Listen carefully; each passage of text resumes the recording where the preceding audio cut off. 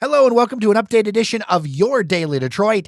It is Friday. We are coming up on the weekend. It is April 16th, 2021. I'm Jer Stays, and joining me is Devin O'Reilly. Good to be here, Jer.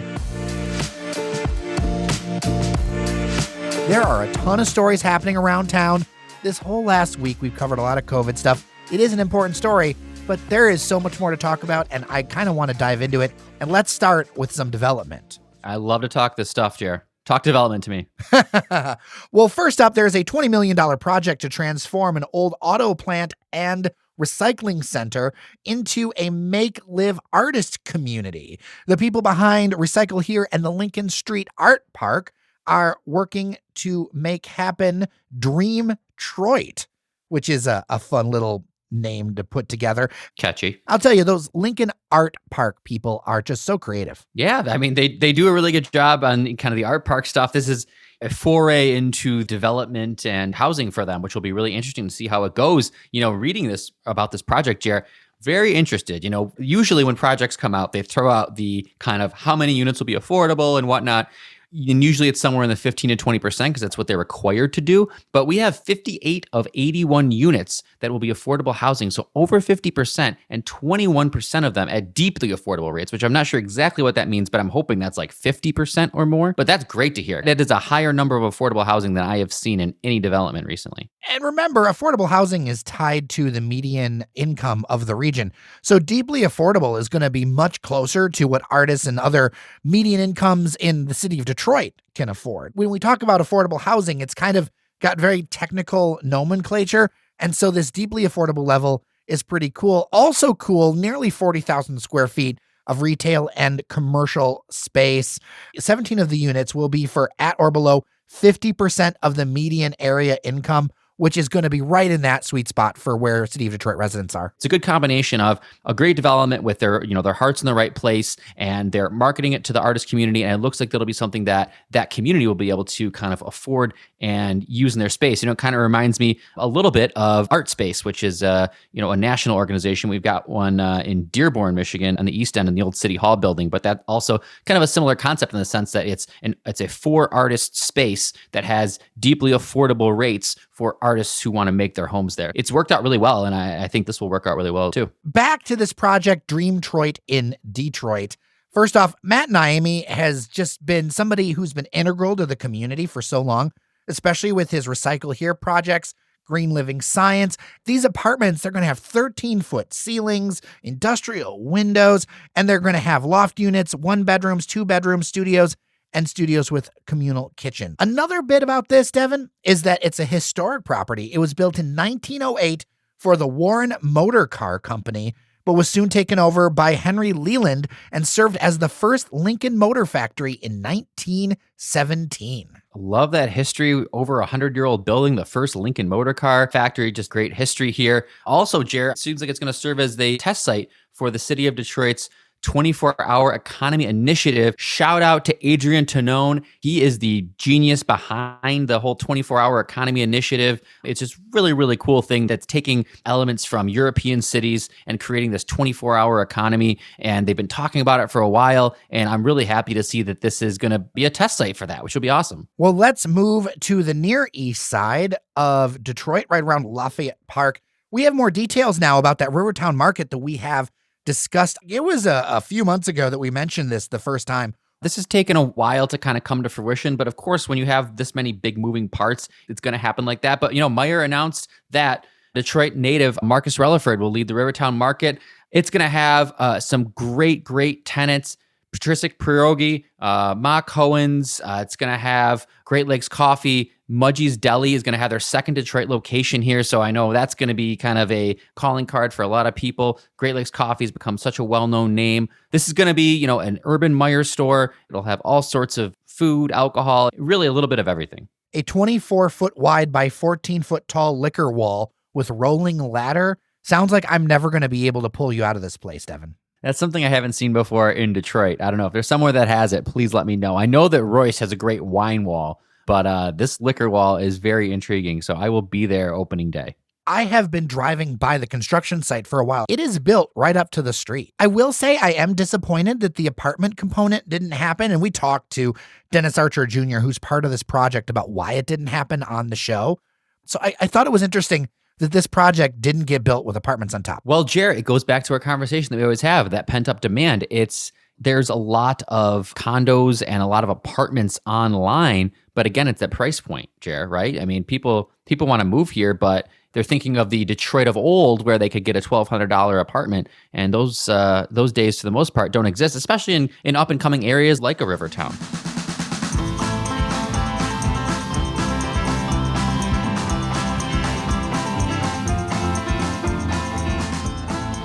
All right, this next story I know is near and dear to your heart, Devin, because it is all about the new Motor City car crawl.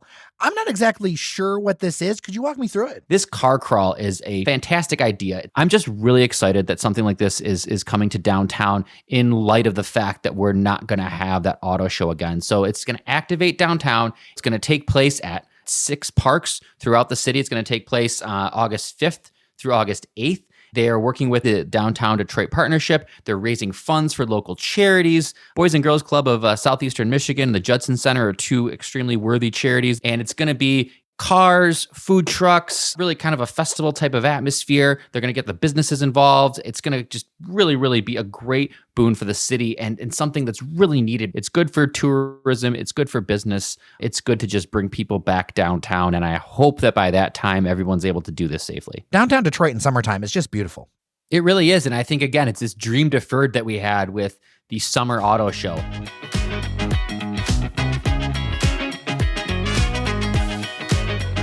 So this next one I'm telling people about because it's being hosted by a friend of the pod, Steve Freese. A lot of our listeners enjoy when he comes on the show. He's actually moderating a LGBTQ plus virtual summit for Our Detroit, where he is the news and features editor. And it's going to be featuring a good number of LGBTQ plus local leaders, including Councilmember Luke Londo of Hazel Park, State Senator Jeremy Moss, County Executive for Oakland, Dave Coulter, State Rep Lori Bahutsky. If this is something you want to check out, go to the Our Detroit Facebook page. And of course, we'll have a link in the show notes.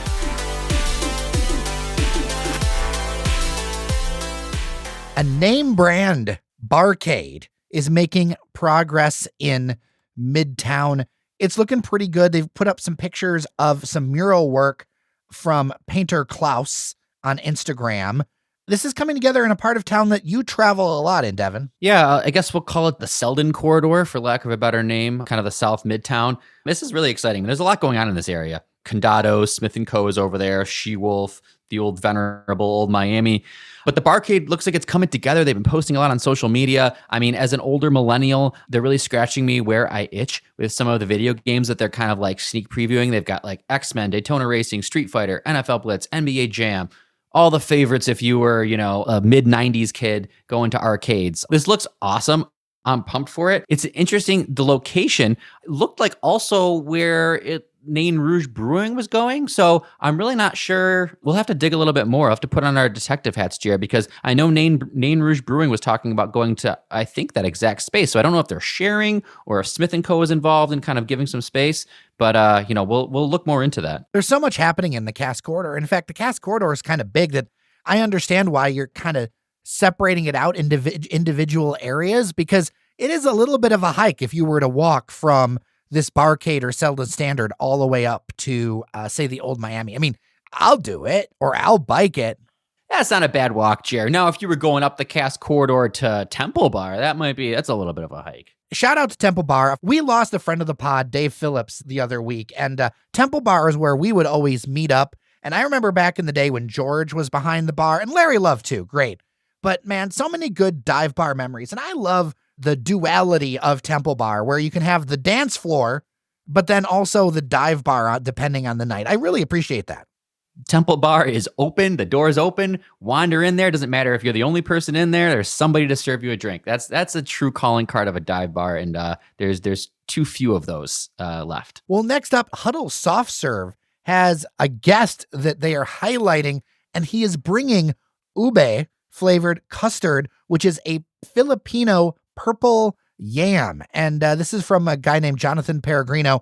I'm excited to see it. And I just love the idea of like a purple soft serve. I think this is going to be really good because the purple yam, I've had it in some other dishes, and it has enough sweetness, I think, that it'll transfer really well to an ice cream. It has a really cool color. It'll be very Instagrammable because people will be able to take pictures of this beautiful purple cone swirl puddle, which is, you're right near Parker's Alley. So let me just say, you are going to see this purple ice cream cone pop up on all sorts of Instagram posts and Facebook posts. So get ready for it. And this is what it is. So you can go get it yourself. Make sure that you do that this weekend, and a portion of the sales will be donated to the Asian Center of Southeast Michigan. So it'll also be for a good cause.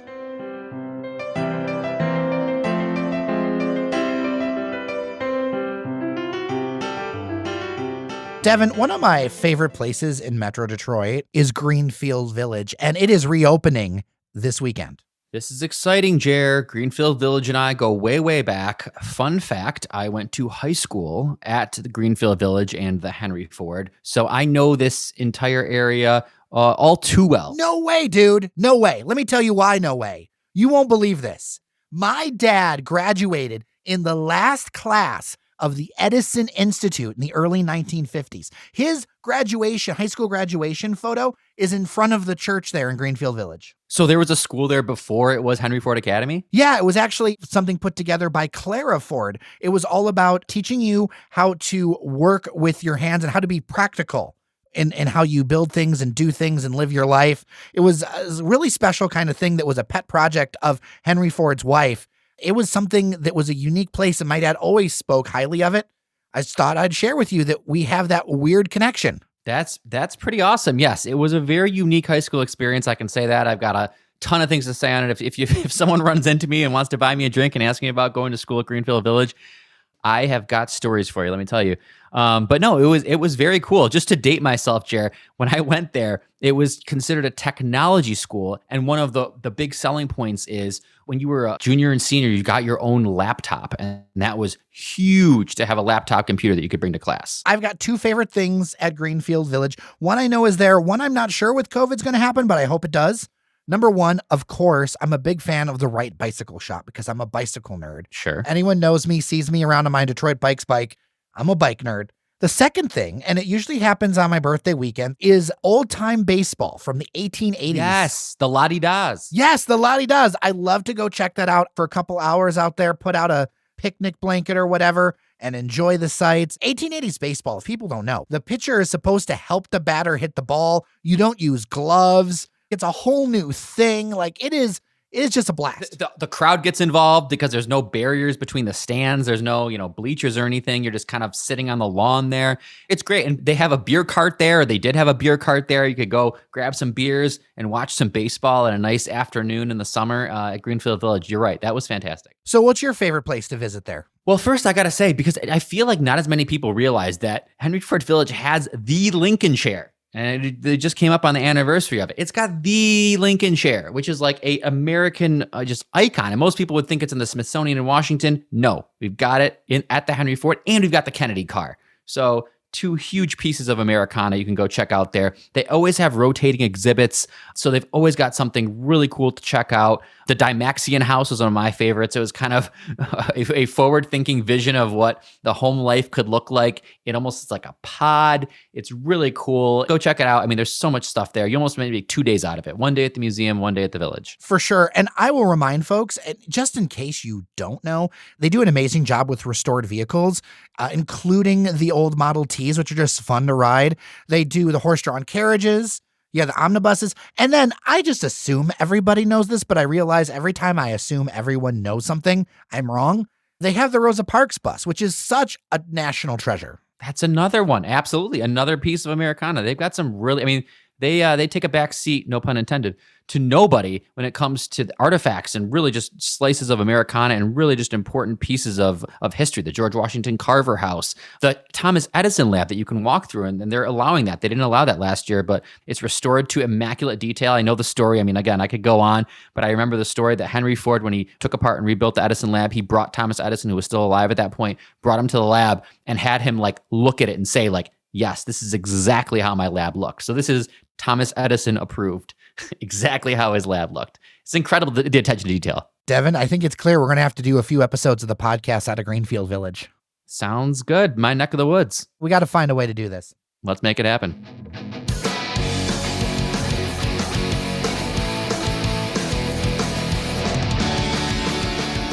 This next one is just a quick heads up that I wanted to give people. Don Was, if you don't know that name, he has been connected and important to Detroit music for so many years. He's a 6-time Grammy Award winner. He's also the president of Blue Note Records. Well, he's collaborating with Ann DeLisi of WDET 101.9 FM on a show that's going to be airing every Friday from 10 p.m. to midnight. And it's going to be all about the stories that Was has. The name of every playlist will be inspired by Don Was's history in Detroit. You'll hear about the Stones, Bob Dylan, Bonnie Raitt, Iggy Pop, all kinds of stuff. So I'm excited to check this one out on Friday night, and that is from 10 to midnight on WDET 101.9 FM.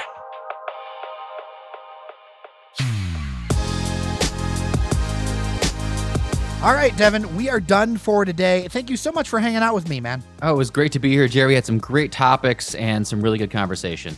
A reminder that if you want to hop in the conversation, you can leave a voicemail at 313-789-3211. We also have the Speak Pipe button on our website where you could use your phone or laptop to leave us a message. You know, we're all used to Zoom and things like that nowadays, so that's an option as well. And of course, you can just send an email, jer@dailydetroit.com. Really do appreciate all of you listeners. And, you know, I'm going to try my best to have a good weekend, Devin. You know, I am too, Jer. It looks like it's going to be relatively nice, a good spring, crisp spring weekend. So spend some time outside, spend time with your loved ones, but be safe and take care of yourselves out there. For sure. And if you're craving another podcast, just a reminder that, Devin, this is not the only show you do. Check out Detroiters Think Big. Listen to some Detroit small businesses talk about their story, their journey. We've got everything from cannabis entrepreneurs to people who make cookies, the best cookies in Detroit, by the way. So check it out. Detroiters Think Big. It's on the DetroitChamber.com website. Thanks for the plug, Jer. And it's great talking to you, and hope everyone has a great weekend. With that, I'm Jer Stays. Take care of each other, and we'll see you around Detroit. If we talked enough, we both it was good. I think that'll be good.